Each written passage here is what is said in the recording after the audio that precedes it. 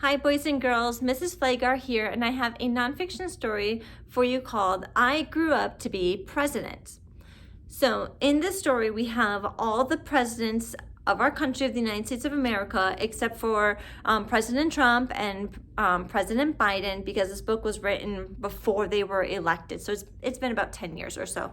Anyway, I'm going to pick 3 presidents that you probably haven't heard or learned a lot about, but they were still really important for our country. So I'm not going to do Washington. I'm not going to do Abraham Lincoln because you get that a lot here at school. So I'm going to pick 3 other presidents. The first president we're going to talk about is our second president, John Adams. Okay, so he became the president after George Washington. So John Adams, he was born on October 30th in 1735 in Massachusetts. His wife was Abigail Smith, and they had 5 kids.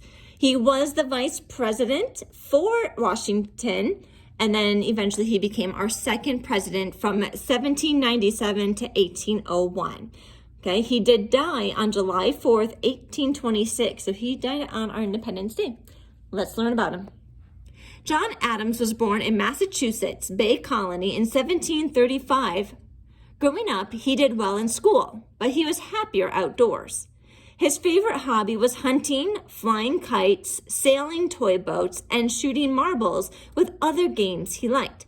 But he also loved to read. Adams went to Harvard University and studied with a lawyer to become a lawyer himself. When trouble broke out with Great Britain, Adams went to the Continental Congress in 1774 in Philadelphia, along with his cousin Samuel, to discuss the problems with representatives from other colonies. He quietly talked about breaking away from Britain and asked Thomas Jefferson to write the Declaration of Independence. Adams spent most of the Revolution in Europe, asking countries like France and the Netherlands for help. After the war, he stayed in Europe to sign the peace treaty between Britain and the United States. Adams, who was George Washington's vice president, thought the vice president's job was boring. When Washington stepped down, Adams ran for president against Jefferson. He beat Jefferson by only 3 votes. Adams spent most of his time in office trying to keep the country out of war with France. His own political party was divided over the issue, while Jefferson's Democratic Republicans were united in favor of peace. When Adams ran for a second term after 4 years, he lost to Jefferson. Remember the ladies. Adams' wife, Abigail, was one of the people who turned to when he needed advice. At a time when the laws of the land gave all the power to men, she believed that women should have rights too. When her husband was at the Continental Congress, she wrote him a famous letter and told him to remember the ladies. Independence Day. Adams and Jefferson were the only 2 signers of the Declaration of Independence who went on to become the president. They both died on the same day, July 4th, 1826. Exactly 50 years after they signed the Declaration. The White House. Adams was the first president to live in the White House. When he and Abigail Adams moved in, the house was known as the President's House, and it was cold and unfinished. Many people called it the White House because of its color, but it wasn't officially known as the White House until 1901. All right, so that's just a little bit of facts about John Adams, our second president. Now we're going to jump way ahead into the future for our 32nd president, Franklin D. Roosevelt. Now we did have 2 different Roosevelt presidents, okay? This is Franklin D. Roosevelt.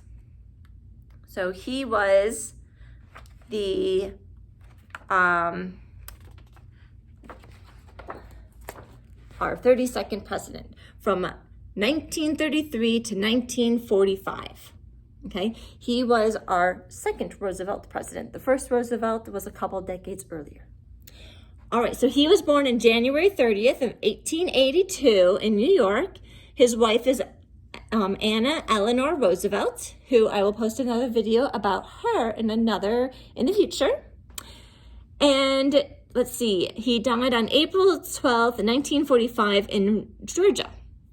So Franklin D. Roosevelt, or FDR, he led the country out of the Great Depression and saw it through the darkest days of World War II.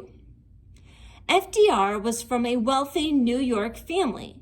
When he was a teenager, he went to boarding school and followed the career of a distant cousin, Theodore Roosevelt, who was a former president. He went on to Harvard University and met another distant cousin named Eleanor Roosevelt. They were married while FDR was at Columbia Law School. He began a political career, but was suddenly struck with a disease called polio. Within 2 days, he couldn't walk. FDR used a wheelchair for the rest of his life. Within 3 years, he was practicing law again and then became governor of New York.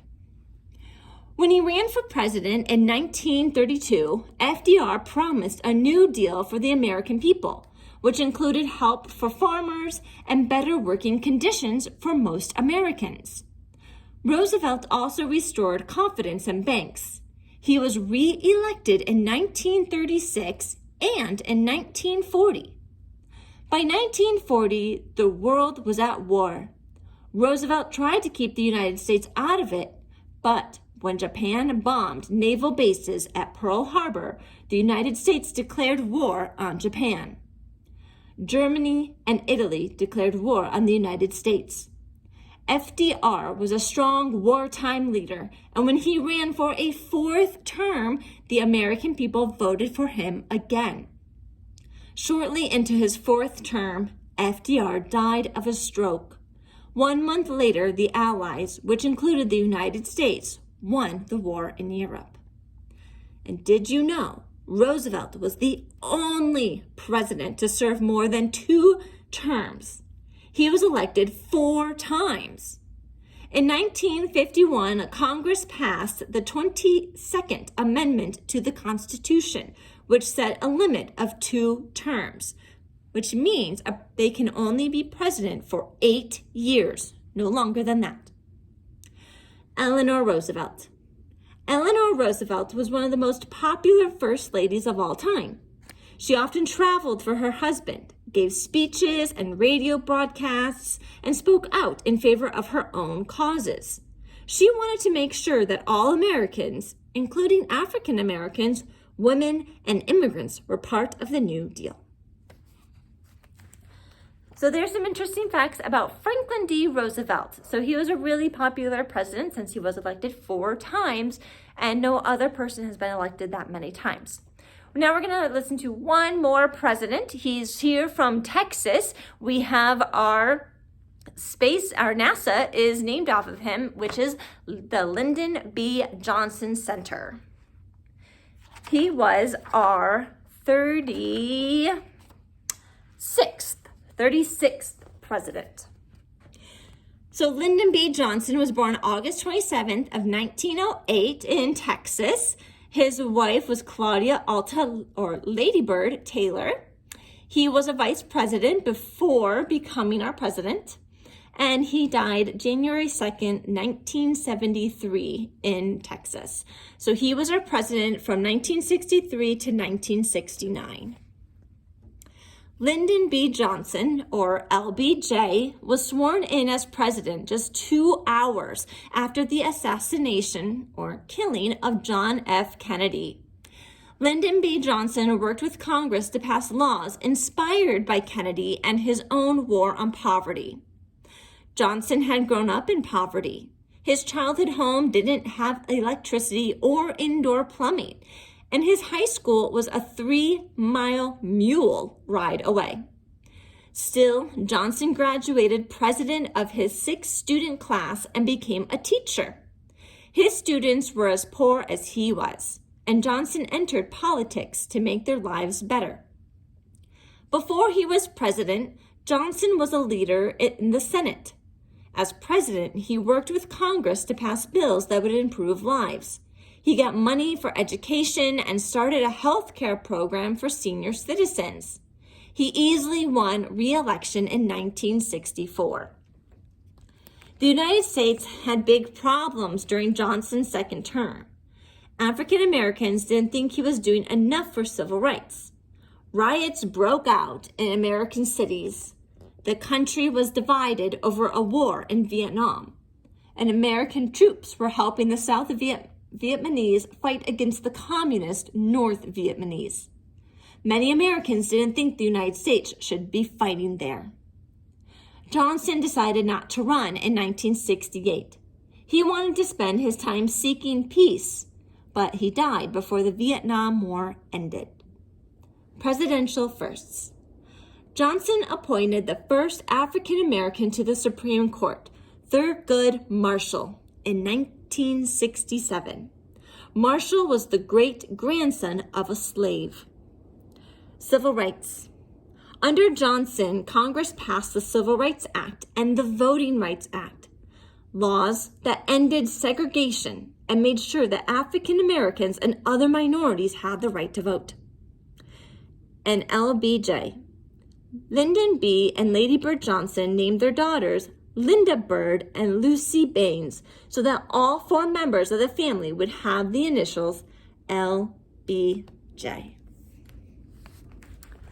Well, there you have it, boys and girls. Those are just 3 of our amazing presidents that we've had over the centuries, okay? So definitely go to your local library, go to the school library, and check out books like this that have little snippets of information on all the presidents or individual books about each president on their own. Each president did great things for our country.